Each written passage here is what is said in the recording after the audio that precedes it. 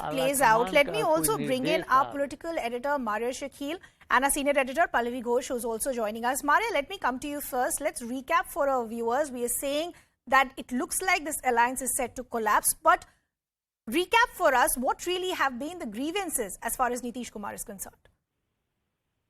Yes, so Nitish Kumar, ever since this alliance was forged in 2017, he has had some issues. But I think what started really going downhill was 2020 assembly elections.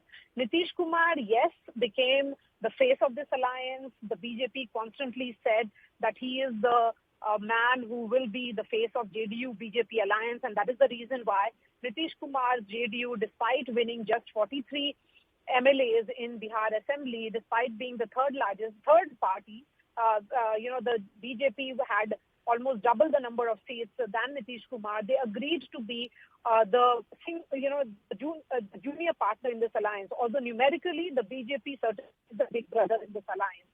So, and Nitish, sources have been telling us, was hoping that this double-engine pitch with which they won the elections would ensure greater funds for the state and other support which did not come.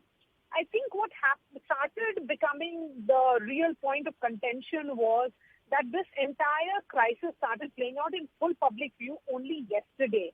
Nitish Kumar skipped the Niti Aayog meeting, which was chaired by the Prime Minister, the Governing Council meeting. True. Instead, at the same time, when Prime Minister Narendra Modi was addressing the Niti Aayog Governing Council meeting, Nitish Kumar was present at a Handloom Day event organized by the government of Bihar. So the reason given by Nitish Kumar's team is not clear, because we kept on asking. We haven't got a clear response from the Chief Minister or his office. But one more point of contention was the moves by RCP Singh. RCP Singh was the former JDU president, and he was also the steel minister in Prime Minister Modi's cabinet.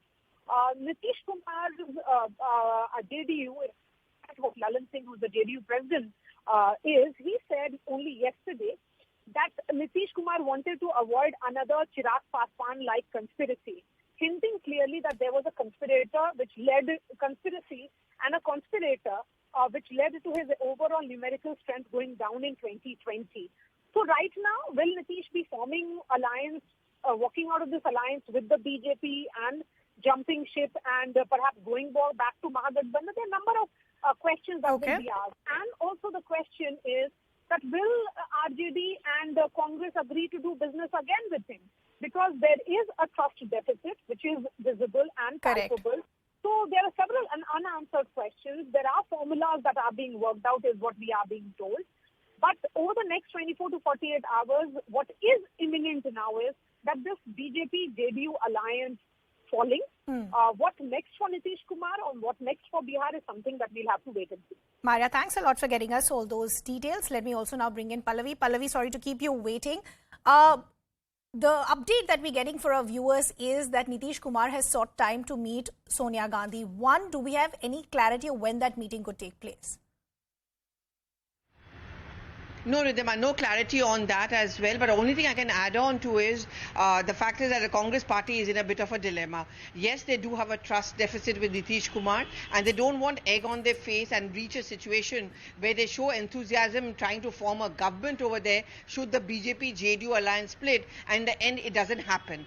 But the second bigger challenge, which is actually uppermost in their minds and a huge concern, is that will there be a split as far as the MLAs are concerned? Are they going to be, they have always been vulnerable to poaching, and will the BJP, if it feels that the only way they can form government is to notch up the numbers further and therefore look at the Congress party as a viable option, then is there a possibility that the Congress MLAs turn their back to the JDU and to the Congress leadership as well? So when the leadership is being dispatched from here and a close monitoring is going on, I think that's going to be the priority. So as long as you hear the lure of the possibility of a formation of government with JDU, that we may get those lal battis, I think Sonia Gandhi and the top Congress leadership feels that that could be one factor which could keep a flock together. Question also, we do know that one player who's going to be very crucial to this math and calculation is Lalu Prasad himself. Now, we do know that Sonia Gandhi and Lalu do share a great relationship. The big question is, what are the kind of conversations that are happening there to have the support first being confirmed that Lalu Prasad is on as far as this new alliance is concerned? Yes, I mean, Lalu Prasad Yadav has been, according to Sonia Gandhi, an all-weather friend. I mean, bad times, good times. He actually has been more aggressive in his support of Sonia Gandhi than I would say sometimes even some of the Congress leaders have been. They have been in touch, and, you know, Rahul Gandhi also shares a pretty good equation with Tejasvi Yadav as well.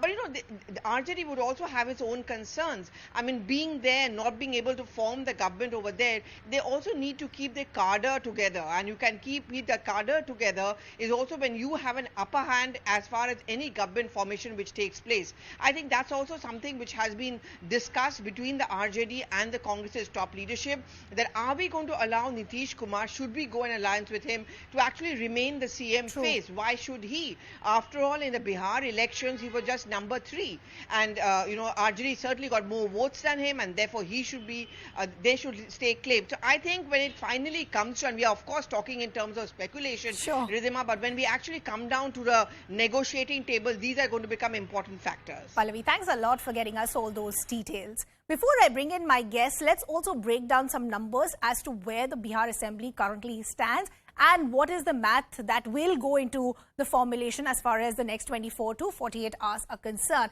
Let's first talk about the total number of seats, 243, which means the majority mark is 122. Let's begin with the BJP at 77, JDU at 45, RJD at 79, Congress 19, CPIML 12 and others at 11. This is where the big problem is, as Maria was also pointing out, that they had been tremors for a while. The big turning point was the result the JDU saw in 2020. And then, of course, in the recent weeks and months, we had seen multiple meetings being skipped by Nitish Kumar as well. Let me also now bring in